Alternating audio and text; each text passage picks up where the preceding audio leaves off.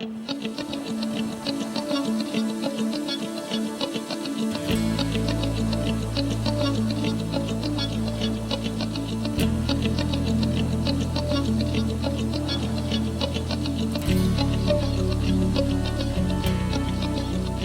Adam Klaus, and welcome to the Wilkes Land Expedition. It's really great to have you all here.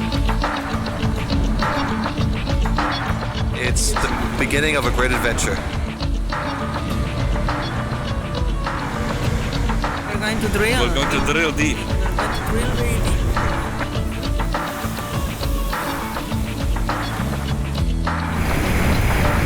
Good morning, world. Here we are on the far edge of the planet, looking over Antarctica. We have arrived to our spot. Perfect. This is why we're here, to study this huge ice sheet.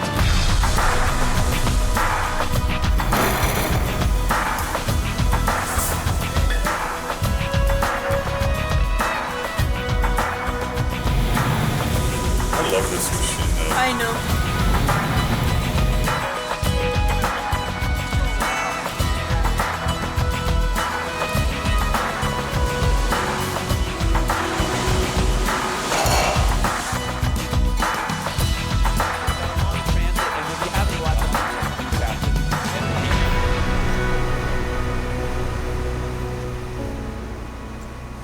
The mission for this expedition is really cool.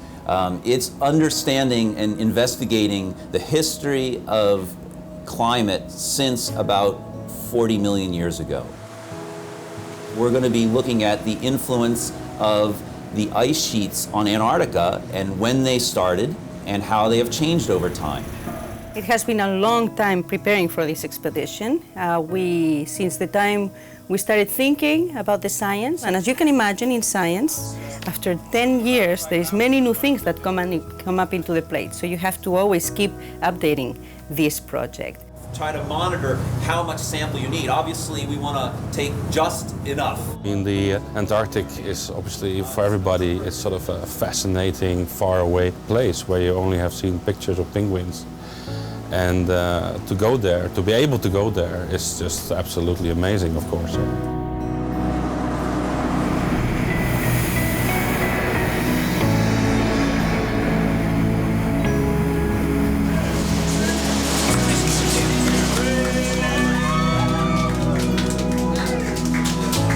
Thumbs up, it's a start. Pretty exciting. First core, everybody's here. Ice, ice, baby.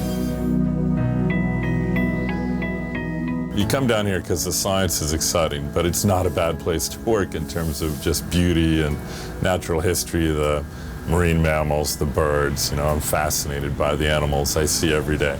And I make sure I spend time every day looking outside over the ocean to see what's there.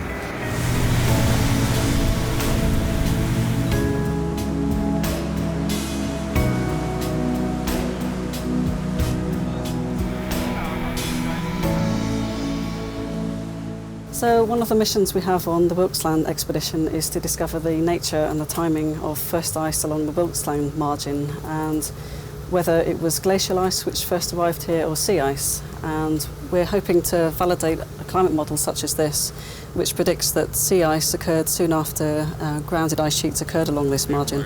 Just let it fit sort of exactly. And then, to understand what the variability was. What causes this ice sheet to decrease in size? What causes this ice sheet to grow? And this is especially relevant as we have seen more and more in the past 20 years, how we have this global warming trend in our Earth. So actually, when we put the proposal, it was more of a scientific curiosity, but as time went by, it became a very relevant societal issue to address. We've traveled all the way around the world to figure out what's going on. It's the best day of the cruise so far. Great cores, great scenery. Want to see some penguins? Yeah, it's beautiful. I guess. See the ice cap, 3,000 meters or whatever it is. I hate this so much. Pretty happy about it. We have 30 scientists, 15 to 20 technicians, and we're trying to form those into teams that work very closely. We chose these scientists, some of them we knew their expertise, Many of them we didn't know. The scientists have worked very well together. I hope that this enthusiasm that we all have right now, it will materialize in science. Is this a daily work of a co-chief, Carlotta? Yes, this is when a co-chief, hands-on, yes. The way we proceed is actually that we first look at discrete samples, at single samples, and every single sample represents a time slice in Earth history, I mean, that we can date fairly well. And it really becomes interesting if we add all the information from all the samples that we look at together. So we would ultimately get some sort of movie through time, and we could actually witness how the Earth cooled from the greenhouse into this icehouse world, and we could actually analyze the processes behind this. After processing these samples, this is where we actually look at the dinoflagellates that we got from the original sediment. Fatty alcohols here. One of the real strengths of an IODP cruise is that you have these diverse but complementary groups of specialists. So there's the physical properties people, the sedimentologists, people doing magnetism, micropaleontologists, and the geochemists. And all of us are working together to extract different but complementary data sets from the cores. And working together, they might be able to tell us quite a lot about how those sediments were deposited. As a sedimentologist on the ship, we see every centimeter of core that comes up. The core comes on deck, it equilibrates, warms up to room temperature, goes through some measurement systems. We're usually the first to see if there's some big change in sedimentation or a change in color. Bring your camera, follow my finger right over to this. Look at this thing here. Maybe move over there and shoot at it back this way. So this layer here, it's maybe 2 or 3 millimeters thick.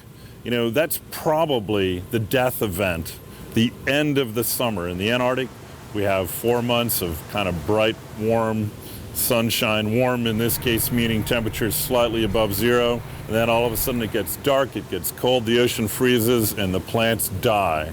And when they die, you get this big dump. They call it the autumn dump event.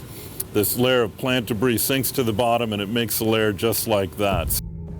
So all of these groups are working together, and all of the individuals in the groups are providing pieces of a jigsaw puzzle.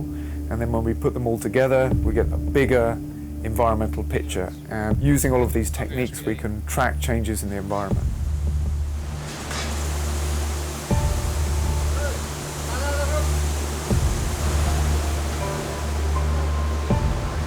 Well, we're disassembling the first logging tool string, and then Kerry's going to rig up the second one. It's going to go down into the hole and measure the speed of sound waves and collect images of the inside of the borehole wall, so we can tell where all the drop stones are all the way down to the bottom of the hole, and fill in the gaps that were missed by the core recovery.